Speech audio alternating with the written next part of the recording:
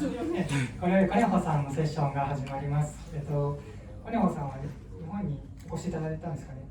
Thank you for coming from Spain. Yeah, from Spain. スペインからお越しいただきました。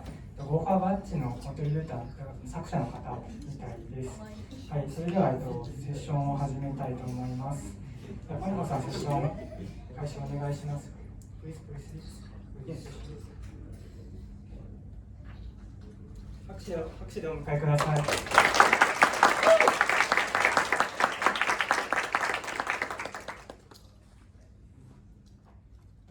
Hello everyone.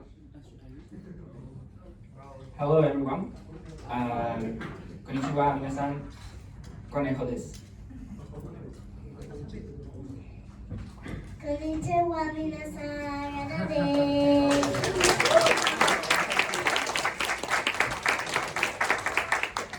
I speak very little Japanese, so I'm sorry the talk will be in English. Slides are translated, at least the key phrase. Okay. What are we going to see today? We are going to see some fun to make project that covers some of the features of Tinygo.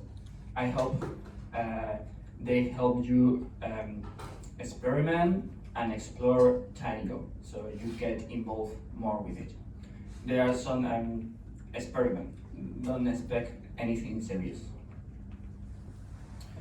First of all, Tinygo is the project to bring the Go programming language to the microcontroller and modern web browser by creating a compiler based on LLVM.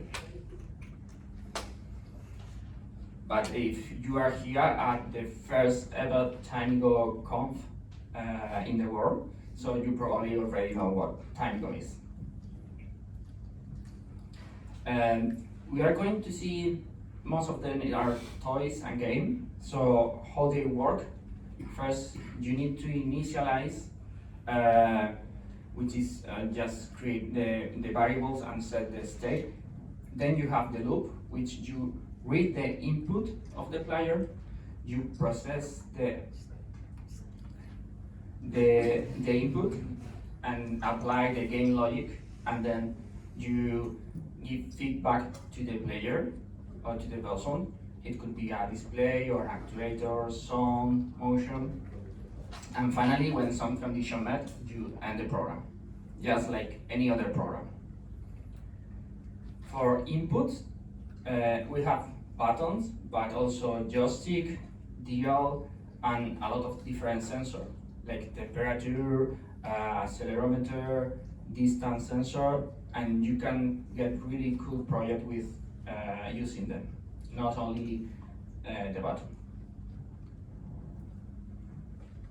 For the output, we have the displays or a screen. We also have LEDs and actuator, like motor or vibrator, and also like a buzzer or a speaker to make sound. So let us start simple, just a very simple program using the Gopher badge. With this badge you can see on the screen.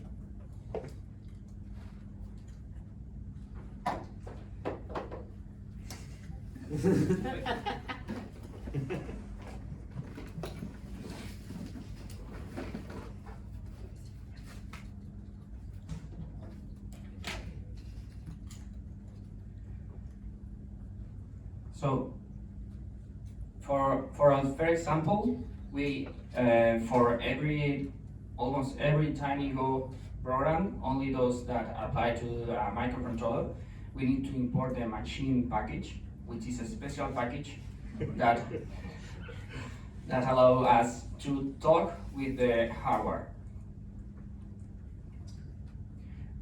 It's the same package for your program, but Tinygo takes care and apply a different configuration for each different board or hardware you have. To use a button, we simply define like the button. We choose the machine.button A, is defined inside the gopher batch configuration to be the exact pin of the MCU for that button. For the display, we can use SPI connection. Also, we see later I2C connection. So this is just the configuration to make possible the communication with the display. And the looper program will be very simple at first. Just we detect when the button is pressed or released. We make a little bit more complex. And for the provide feedback to the user, we use the displayer interface, which is again a common interface for very different kind of displays and screen. We have some function like set pixel or fit rectangle or fill screen. On top of that, we can use Tinygo, Tinydraw, and Tinyphone. That's allowed to draw primitive shapes like circle or square, and Tinyphone allows us to write text on the display. So demo time.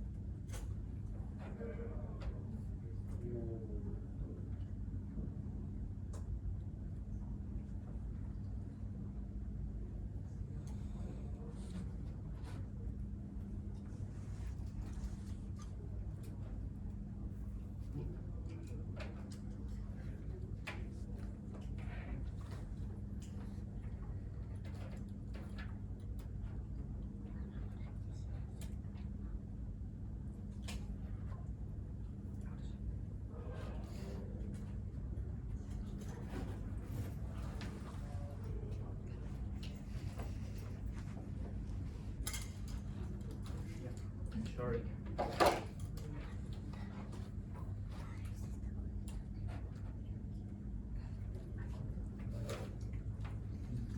So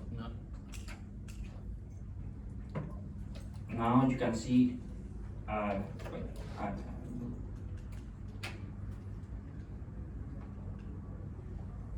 here in this example, we just as said before, we configure the display.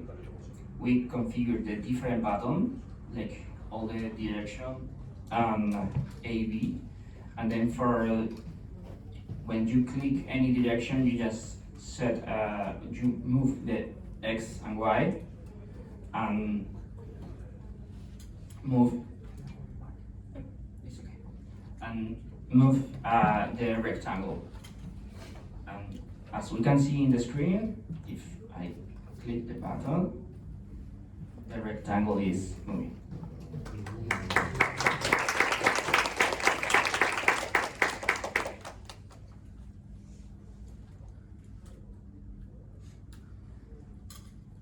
No, we can do more complex thing, of course.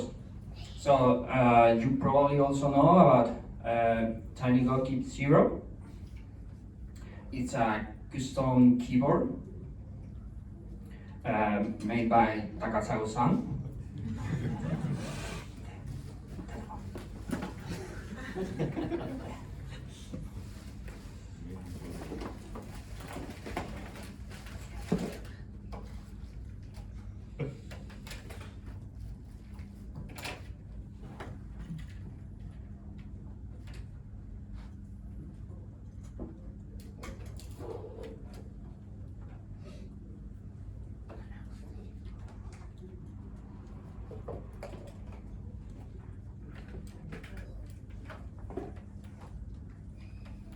Like, we could play different games even in a keyboard. Okay, wait. We have Flippy Gopher, Gradius, Snake Game, Jumping Gopher.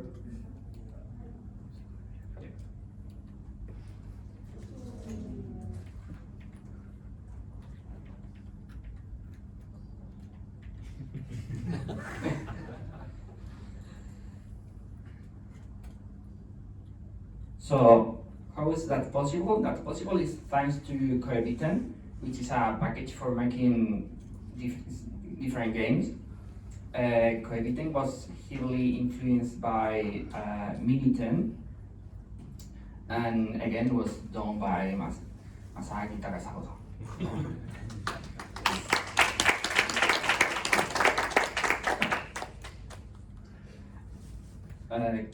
Since it's a gaming giant, this is what it looks like. It's just for the initialization, and for the reading input again, it makes another abstraction. So the good part of Coebiten is like you can make one game and then run in different platform. In this case, is on the right is the Tinygo Keep, and on the left is the Gopher Badge. Is exactly the same game. Nothing has changed at all.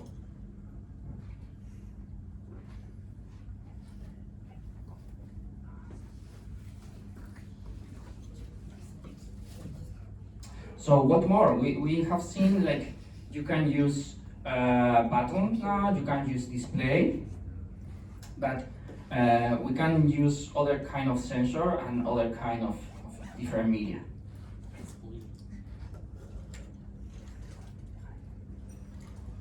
In this case, I'm going to showcase this flashing.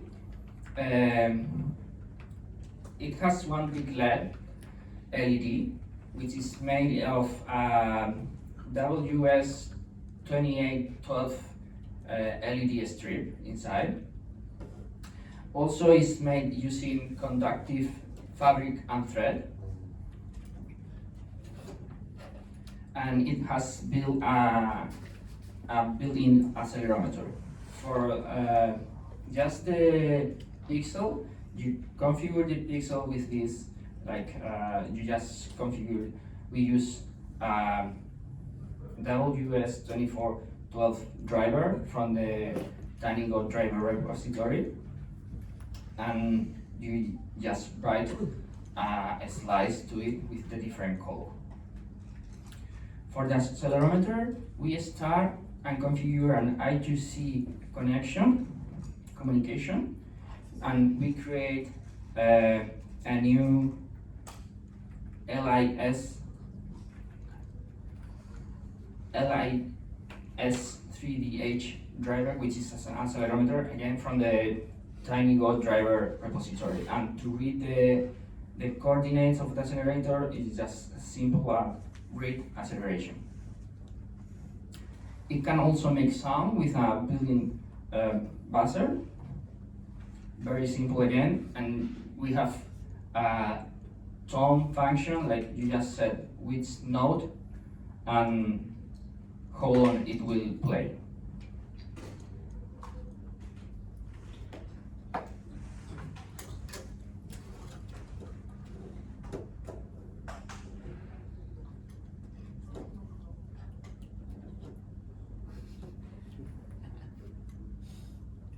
So you can make almost anything you want, and also for the acceleration, if you just shake it, it will make it.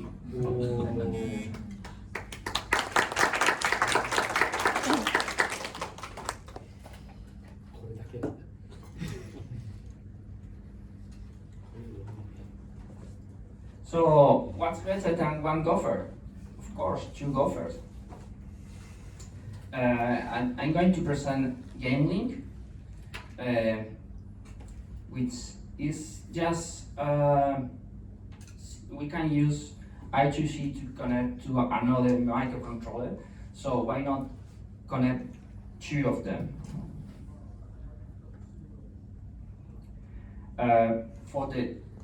I'm going to use a third microcontroller as the game link, just to make it easier, so there is no timing issues communicating one device with another. To read from the I2C, it's again we configure the port of I2C to listen, and then in the three different events, which is receive request, like when we receive a message from the port, or when we want to response from to the other device, and finally when the connection is finalized.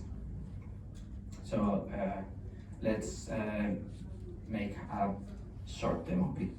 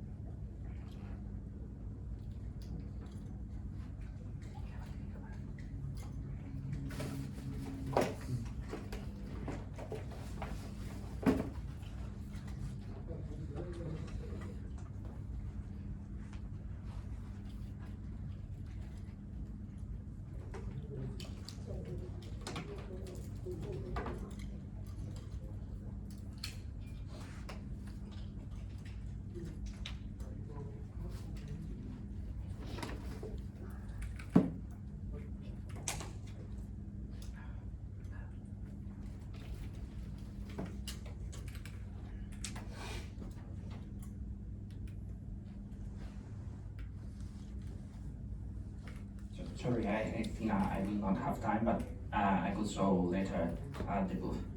It should have looked something like that. Like you click on one connection, they are playing tic-tac-toe, and from one device the connection, the gaming data is sent to another.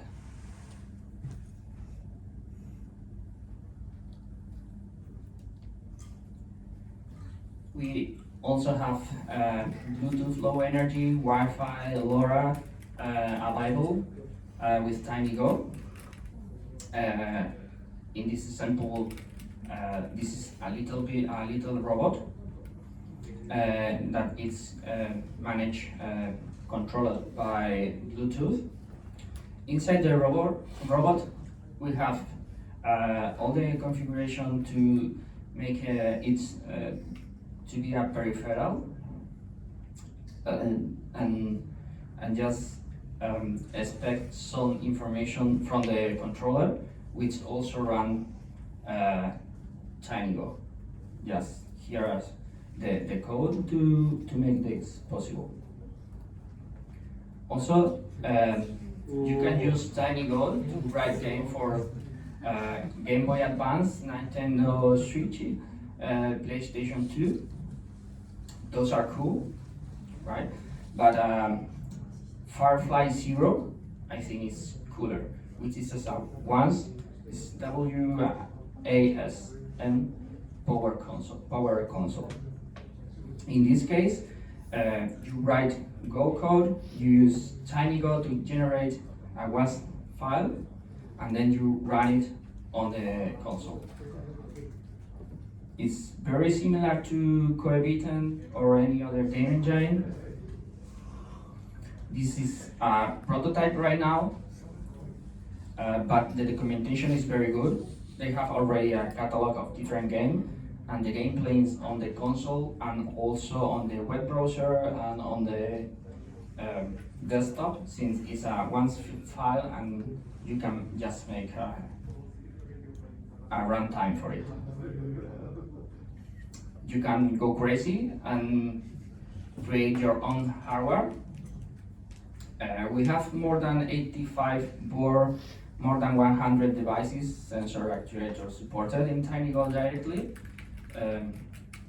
You can also go minimalistic. You can make a game from these red badges that actually they run Tinygo too. In this case, I have like just a one-dimension game, with the red pixel is the hero and the green pixel is the hero and the red one is the enemy, and then you try to attack them. You also can see the Gopher arcade that I have at the booth, but I'm running out of time to show them here, but if I find it, yes.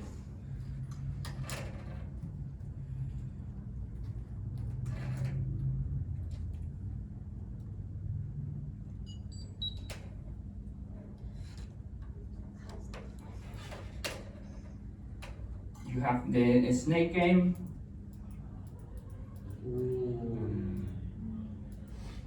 It's very simple, and the cool thing of this is that they run on the Tiny 85. Like, you can take them out.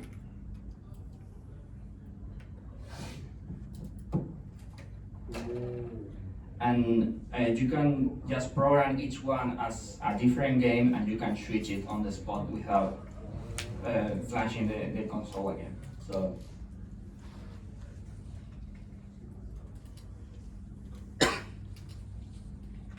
and if you don't have any hardware, you can use the Tinygo Playground, which also has a built-in emulator. So you can try different board and also different circuit and connection there, and it will compile your code and play on the browser. As a recap, in this talk, we saw like you can use button keys and sensor and input as input. You can provide feedback to the player with displays, LEDs, and actuator. You can use Tinydraw, Tinyphone, and even Coebitan to simplify your life. You can make sounds too. Connectivity with Bluetooth, low energy, Wi-Fi, and LoRa is possible. WASM is not only limited to cloud service, like you have seen that there is a console for it, and also you can use it for regular program with Mechanoid, and your imagination is the limit. No hardware is required, since you can use the playground. Here are all the links I use. I'm sorry because it was a bit rushed and something didn't work, but I'm very happy to be here today. I'm very glad they invite me, and I just want to thank you for all you to come to my talk.